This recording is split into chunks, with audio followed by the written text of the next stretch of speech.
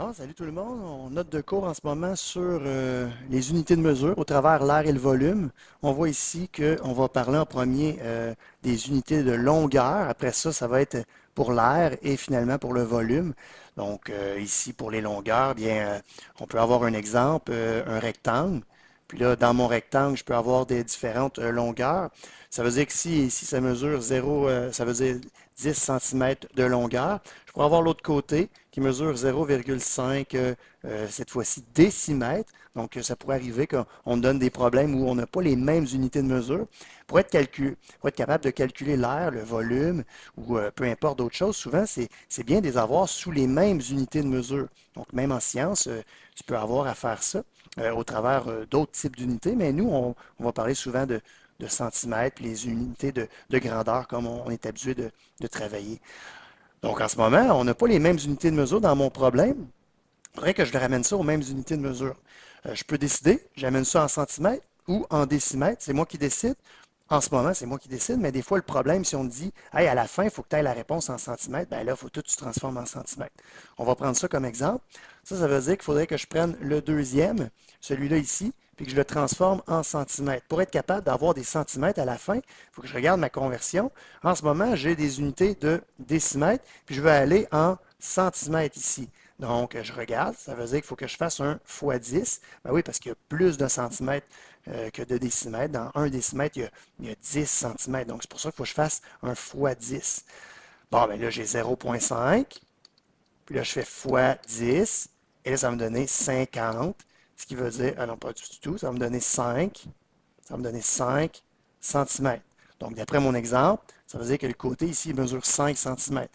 Bon, ben là, mon dessin n'est pas vraiment bon parce qu'on voit que ça aurait dû être l'inverse. J'aurais dû placer le 10 ici, puis le 5 là, pour que ça soit respecté dans mon dessin. Donc, ça donnerait plutôt quelque chose comme ça.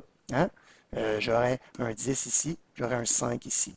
Ça, d'habitude, ça respecte, mais là, puisque j'ai inventé mon problème, c'est pour ça que ça c'est venu changer les deux mesures de place. Donc ça, c'est quand on veut passer de un à l'autre. Je pourrais te donner un autre exemple sans mettre de dessin. Si on a, exemple, on a 523 centimètres, j'aimerais ça savoir, moi, qu'est-ce que ça donne en mètres, parce que je voudrais transformer ça en mètres. Donc, mon 523, je vais le faire en rouge sur mon plan en bas. Donc, mon 523, c'est des centimètres. J'aimerais ça m'en aller jusqu'à des mètres. Donc, il faut que je divise une fois par 10, puis une autre fois par 10. Ben, ça veut dire que j'ai comme divisé par 100. Parce que diviser par 10 une fois, diviser par 10 une autre fois, c'est la même chose que diviser par 100. Fait que soit que je le fais deux fois, je divise par 10, je divise par 10, ou que je divise par 100. Donc, pour revenir de trouver ma réponse de ce problème-là, ici, je ferais 523 divisé par 100. Divisé par 100, c'est comme sur 100. Et là, ça va faire ma réponse. Ça va faire 5,23, pardon. 5,23, 5,23 mètres. C'est ce qui fait 523 centimètres. Maintenant, on va aller voir en bas la différence. Une fois qu'on a compris comment ça fonctionne, si on est en unité de surface à la place. Donc, si je parle de surface, donc ça, c'est l'air. Donc, quand on parle d'air, qu'est-ce que ça change? Ben, au lieu, à chaque fois que je veux me tasser de 1, c'était fois 10 tantôt. Ben oui, parce que j'étais en une dimension. Je n'avais pas des petits à la 2 comme ceux-là. Hein. Je n'étais pas en deux dimensions. Pour l'air, c'est comme en deux dimensions. Donc, au lieu de. Tantôt, c'était juste fois 10. Cette fois-ci, ce n'est pas juste fois 10, c'est fois 100 quand que je veux me tasser d'une case. Donc, si je veux me tasser d'une case, je fais fois 100. Donc, un exemple. Exemple, si j'ai mettons que j'ai 2 km carrés de surface. J'aimerais savoir qu'est-ce que ça donne, moi, en mètres carrés. Bon, bien, pour faire ça, je pars d'ici et je vais m'en aller jusqu'à là. Donc, il faut que je fasse fois 100 une fois, deux fois, trois fois. Ça veut dire que je vais avoir à la fin un chiffre. Ici, il y a deux zéros. Ici, il y a deux autres zéros, ça fait 4 zéros. Ici, ça fait deux autres zéros, ça veut dire que je suis rendu avec un fois. Un fois combien? Un fois, ben, on va l'écrire. Donc, pour trouver la réponse, c'est comme si je faisais 2 fois Si je fais fois 100 une première fois, c'est comme ça. Une deuxième fois, ça rajoute deux autres zéros. Une troisième fois, ça rajoute deux autres zéros. Donc, c'est comme si je faisais fois 100 une fois, deux fois, trois fois. Ça revient à faire ce nombre-là. Donc, deux fois ce nombre-là, ben, ça va donner celui-ci. Donc, euh, ça fait 2 millions. Donc, si je veux passer de ce côté-là, c'est ce que je fais. Si je veux revenir à la place d'un exemple pour ça, j'ai des millimètres cette fois-ci carrés. Donc, j'ai une surface qui vaut 12 224 millimètres. Donc, 24, si je veux avoir millimètres carrés. J'aimerais ça, transformer ça. Qu'est-ce que ça donne en mètres carrés? Donc, qu'est-ce que ça donne en mètres carrés? Donc, point d'interrogation, qu'est-ce que ça donne? Fait que je suis en millimètres ici. J'aimerais ça revenir en mètres carrés. Donc, je reviens deux fois comme ça. Ça veut dire que je me divise par une fois 100, deux fois 100, trois fois 100. Fait que ça, c'est comme le même nombre qui est ici. Bon, fait que je prends mes millimètres. 12 224 divisé par le même chiffre que tantôt, c'est-à-dire 1 million. Donc, je trouve cette réponse-là. Et ça nous fait comme réponse 0,012224. Puis là, les unités, c'est quoi? 4. Les unités, c'est rendu des mètres carrés. J'avais plus beaucoup de place pour l'écrire, mais ça nous donne cette réponse-là. La même chose, je vais peut-être aller plus vite pour celle-ci. Donc, celle-là, on fait un peu le même principe, mais à la place, à chaque fois qu'on se déplace d'une case, c'est fois 1000. Donc, ça va aller vraiment plus rapidement parce qu'ici, on est en unité de volume. Ça veut dire qu'on est à la 3. À la 3, ça vient nous indiquer que c'est comme en 3 dimensions. Donc, ça va 3 fois plus vite quand on veut changer d'unité. Ici, très important de souligner ces choses-là ici. Quand on veut faire la conversion entre des capacités et des volumes, c'est là qu'on utilise souvent 1 cm3, c'est égal à 1 millilitre. Par la suite, tu vas avoir aussi 1 litre égal à 1000 millilitres. Tu vas pouvoir faire la conversion entre des litres et des millilitres. Puis aussi, tu en as une autre, 1 litre est égal à 1 décimètre cube, mais celle-là qu'on prend vraiment le plus souvent, c'est celle-là au milieu, parce que souvent on travaille en centimètres cubes, mais ça dépend encore une fois des problèmes que tu vas aller vivre. Ici, on va venir se pratiquer de l'autre côté, juste ici. Donc, on a trois volumes qui sont devant nous en ce moment, un cube. Premièrement, est-ce qu'on voit qu'on a les mêmes unités dans les trois côtés? Non. On a un qui c'est 1 décimètre, un qui c'est 1 centimètre, 10 cm, puis un qui c'est 100 millimètres. Je vais l'avoir, hein? Je l'ai eu. Maintenant, si c'est un cube, ça veut dire que c'est tout équivalent. Tout ça, ça devrait.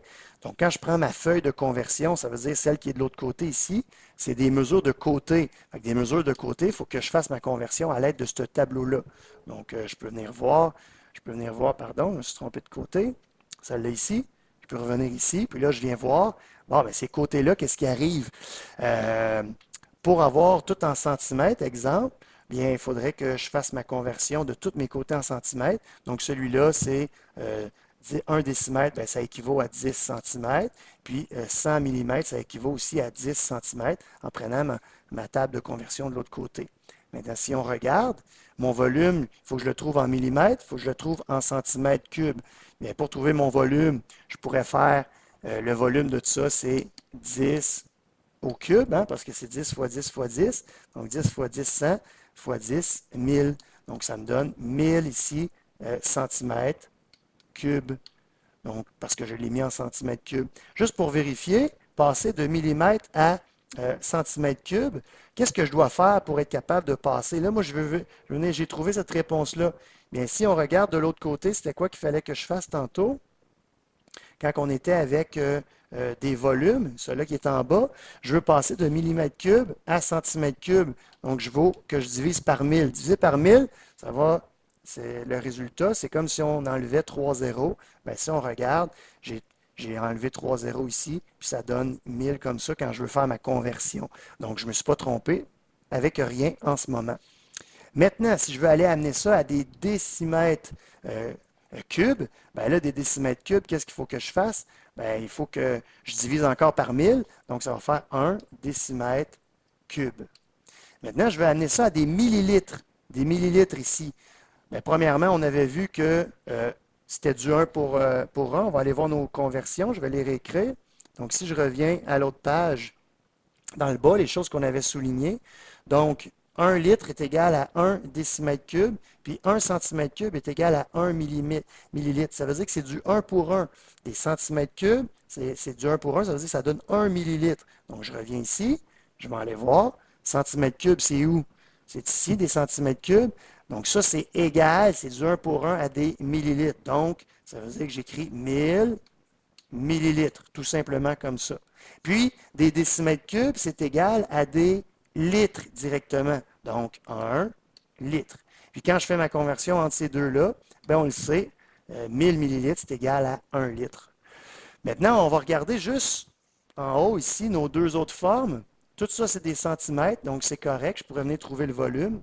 Puis ici, j'ai des 500 centimètres cubes. On va aller venir trouver la hauteur par après. Mais avant, on va venir travailler celui du milieu, le numéro 2. Donc, le volume, il est déjà calculé pour nous. Donc, c'est en centimètres cubes, ce volume-là. Donc, j'ai déjà mon volume.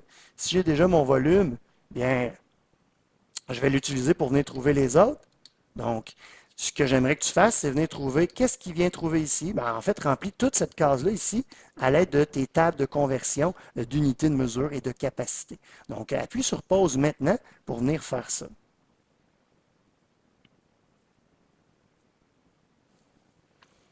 Alors voilà, on a réussi à faire ce numéro-là. Tu vois, avec les multiplications, les divisions de 1000 pour être capable de trouver tes deux volumes, puis après ça, le 1 pour 1 comme on a fait tantôt. Viens faire la même chose cette fois-ci avec celui-là ici. On a 10 décimètres cubes pour celui-là ici. Donc, viens voir, viens trouver tes autres cases. Donc, appuie sur pause maintenant pour venir faire ça. Alors voilà, on est venu trouver la dernière case aussi. J'espère que ça a bien fonctionné. Donc ici, on a fait un fois 1000, un autre fois 1000 pour aller par là. Puis ici, on est venu faire regarder la case des centimètres cubes, puis ici, la case des décimètres cubes pour être capable de trouver ça. Ou on divise par 1000 pour s'en aller juste de ce côté-là, comme ça. On divise par 1000 pour être capable de trouver cette case-là. Maintenant, pour être capable de trouver la hauteur du dernier, bien, le volume de ce cylindre-là, le troisième, on l'avait ici, c'était 10 décimètres cubes. Donc, en ce moment, on a le volume de lui, 10 décimètres cubes. Par contre, ici, c'est de l'air en centimètres. Fait qu'il faudrait que je transforme celui-là en centimètres pour être capable de le trouver. Donc, je l'ai ici en centimètres, c'est celui-là, c'est 10 000 centimètres. Donc, je vais l'utiliser en centimètres à la place. Ça veut dire que le volume, je vais prendre les centimètres. Le volume, je vais même écrire plus haut pour avoir de la place pour travailler tout ça. Donc, le volume est égal à 10 000 centimètres cubes. Donc, si c'est égal à 10 000, puis moi, je cherche la hauteur, bien, la formule du volume, c'est quoi? On va venir l'écrire encore plus haut. La formule du volume, c'est l'air de la base fois la hauteur. Bon, mais l'air de la base, je l'ai-tu, moi? Oui, l'air de la base, je l'ai. Hein? Donc, c'est 500 cm3, c'est ce qui est écrit juste ici. Donc, je vais placer 500 ici, fois la hauteur que je ne connais pas. Mais je connais le volume. Le volume est égal à 10 000. Fait que je marque 10 000 ici. 10 000. Puis après ça, pour isoler, ben, je divise par 500 ici, divise par 500 ici, et j'arrive avec ma hauteur, ma réponse. Qu'est-ce que ça donne comme réponse, comme hauteur? Ben, je l'ai trouvé, j'ai isolé comme ça. Donc, pour être capable de trouver ça, on va faire la division. Et ça nous donne 20. 20 quoi? Ah, ben c'était quoi mes unités au départ? C'était des centimètres cubes. Hein, c'était ça mes unités? Ben à la fin, j'arrive avec des centimètres. Maintenant, ça, c'est-tu de l'air ou c'est une mesure de côté? Ah, c'est une hauteur, c'est une mesure de côté. Donc, j'ai juste des centimètres tout court. J'ai pas de centimètres carrés ni de centimètres cubes. D'où ça vient, ça? Ça vient du fait qu'on divise des centimètres cubes par des centimètres carrés ici. Ben, il me reste juste des centimètres quand on divise ça ensemble. Donc, un autre moyen pour s'en rappeler. Donc, c'est ce qui met fin à ces notions-là. Donc, j'espère que tu as bien compris. Tu peux aller te pratiquer avec certains exercices, puis être capable de mettre en application ces choses-là, surtout dans des problèmes. OK? Salut!